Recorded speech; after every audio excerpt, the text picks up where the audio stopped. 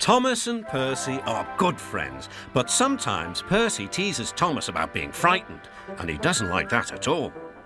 One evening he was dozing happily in the shed, but Percy wanted to talk. "Wake up, Thomas. Are you dreaming about the time you thought I was a ghost?" "Certainly not." "Anyway, I was only pretending to be scared. I knew it was you, really." Percy went on teasing him. "I hope the guard leaves the light on for you tonight." "Why?" asked Thomas. "I quite like the dark." "Oh, really?" exclaimed Percy. "I am surprised. I'd always thought you were afraid of the dark. I wonder why." Thomas decided to say nothing and went to sleep instead. Next day, the Fat Controller arrived. "I would like you to go to the harbour tonight to collect something rather unusual." "What sort of something?" "Wait and see." Percy was moving trucks into a siding. Henry arrived with his goods train. The signalman switched the points and Percy waited on the siding until Henry had steamed by. Then there was trouble. "The points are jammed," called the signalman. "I can't switch them back. The workmen will mend them in the morning.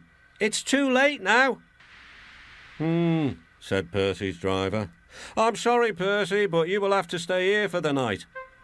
"Where are you going?" asked Percy. "Home for tea," replied the fireman. Percy was speechless. He watched as the other engines went home to the shed.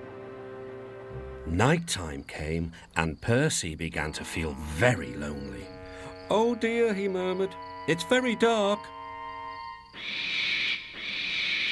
Oh, what's that?" It was only an owl, but Percy didn't realise this.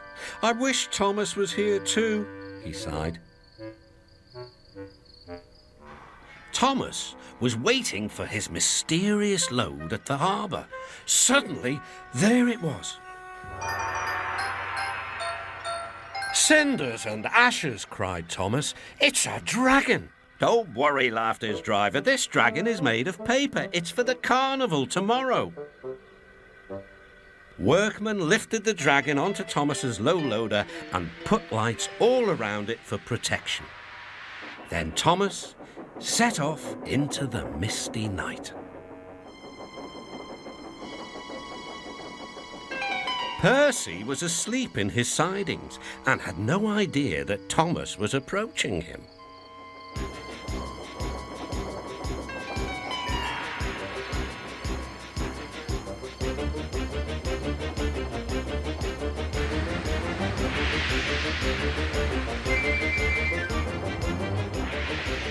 "Help!" cried Percy. "I'm not going to open my eyes until my driver comes."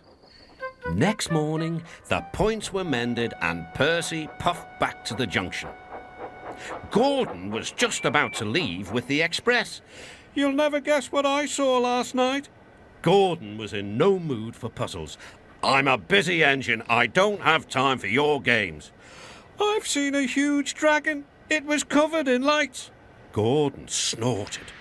"You've been in the sun too long. Your dome has cracked." When the other engines heard the news, they laughed too. "Look out, Percy," chuckled James, "or the dragon may gobble you up." "No one believes me," puffed Percy. "Maybe I did imagine the dragon after all." But Percy soon found out that he hadn't. "Help! Save me!" cried Percy. "It's all right," whistled Thomas, and he explained about the carnival. "By the way, how was your night out?" Percy decided to tell Thomas the truth.